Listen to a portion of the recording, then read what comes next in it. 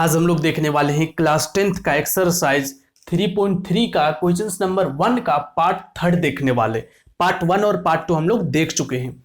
इसमें सिंपली क्या करना है, आपको इस इक्वेशंस को elimination method as well as substitutions method दोनों से आपको सॉल्व करने हैं। तो हम लोग इसको फर्स्ट एलिमिनेशन मेथड से सॉल्व करते हैं। तो इक्वेशन हम लोग लिखते हैं पहले, ठीक है। 3x माइनस 5y और माइनस 4, तो 4 को ना इक्वल्स टू के उधर ले जा रहे हैं हम लोग। क्लियर है इक्वेशन 1। सेकेंड जो है यहां पे देखना, इसको हम लोग लिखेंगे अरेंज करके पहले 9x 2y को इधर ले आएंगे तो माइनस में आ जाएगा और 7 को उधर ही छोड़ देते हैं। ये है आपका इक्वेशन 2। अब हम लोग करते क्या है एलिमिनेशन मेथड में, किसी एक वेरिएबल को रिमूव करते हैं, बट उसके लिए उसका कोएफिशिएंट सेम होना मस्ट है।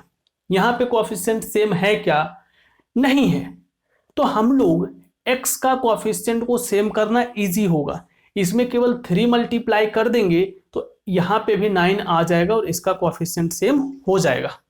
तो इस बार हम यहीं पे लिख देते हैं कितना, मल्टीप्लाई बाय 3। तो इसको 3 से मल्टीप्लाई करो तो 3 इंटू एक्स कितना हो जाएगा, 3 इंटू 3x 9x, 3 5 जार 15y और 3 4 जार 12। क्लियर है।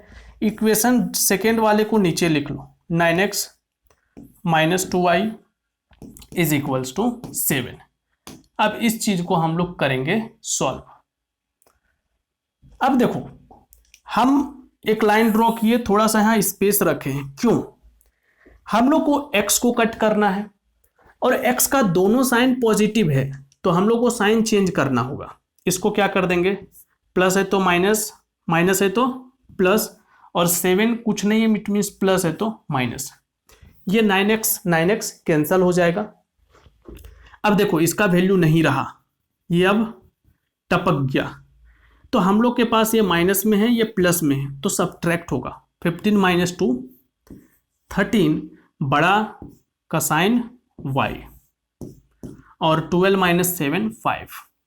तो y का वैल्यू एक्चुअल में जो आ रहा है वो 5/13 आ रहा है माइनस में।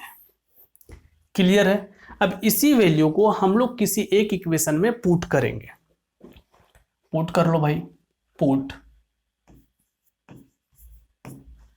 y इक्वल्स टू 5/13 इन, किस में पुट कर ले हम लोग, किसी में भी पुट कर लेते हैं, है ना।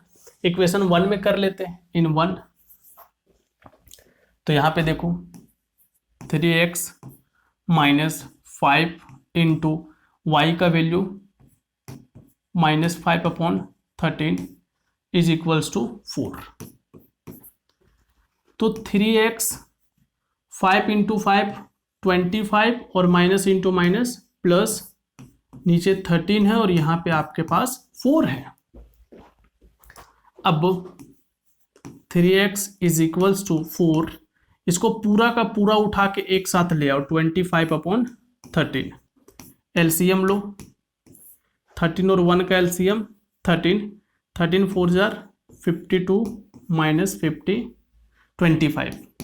तो 25 सब्ट्रैक्ट करेंगे तो कितना आएगा पता है, बताओ, पता है तो 27/13, और यहाँ पे कितना है, इधर आपका 3x चल ही रहा है।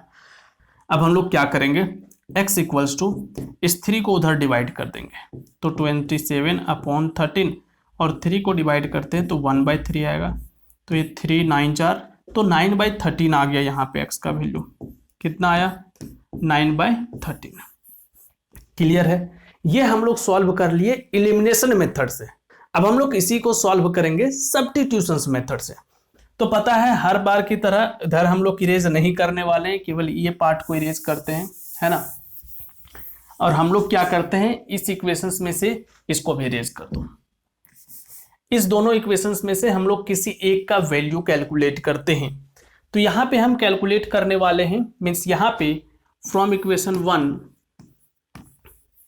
फ्रॉम 1 एक से वैल्यू निकाल के दूसरे में पुट करेंगे।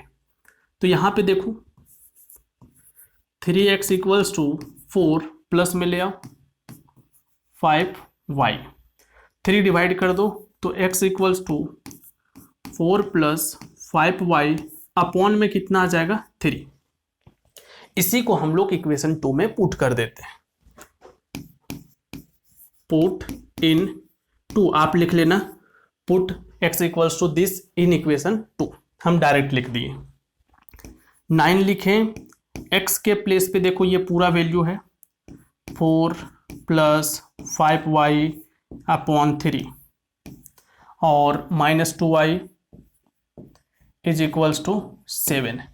तो देखो ये 3 पूरे में डिवाइड है ना, तो ये 3 3 जार 9 आप कट कर सकते हो और अब ये 3 यहाँ पे मल्टीप्लाई होगा तो 12 हो जाएगा 3 4 जार प्लस 3 5 जार 15y minus 2y is equals to 7।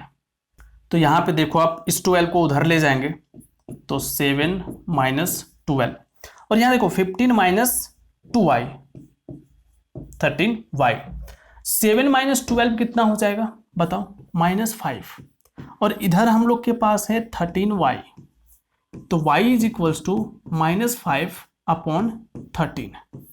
ये आ चुका ना किस मेथड से, सब्स्टिट्यूशन मेथड से। उसके बाद आपको सेम प्रोसेस आगे का करना होता है।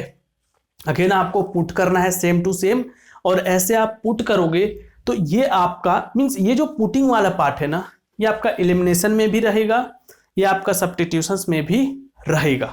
क्लियर है? तो इसलिए इसके बाद आपको ये प्रोसेस करना है और यहाँ पे आपका x का वैल्यू अगेन 9/13 आ जाएगा। अब एग्जाम में अगर आपको बनाने बोलेगा तो आपको तो पूरा अलग अलग बनाना पड़ेगा, है ना।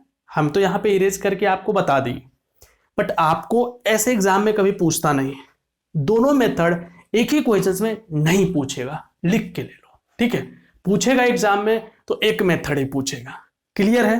चलो, तो आई होप आप लोगों को समझ में आया होगा। बाकी क्वेश्चंस का सॉल्यूशन देखना चाहते हो डिस्क्रिप्शन में आपको लिंक बताओ मिल जाएगा, तो जा करके देख लेना। हम मिलते हैं आप लोगों से नेक्स्ट वीडियो में।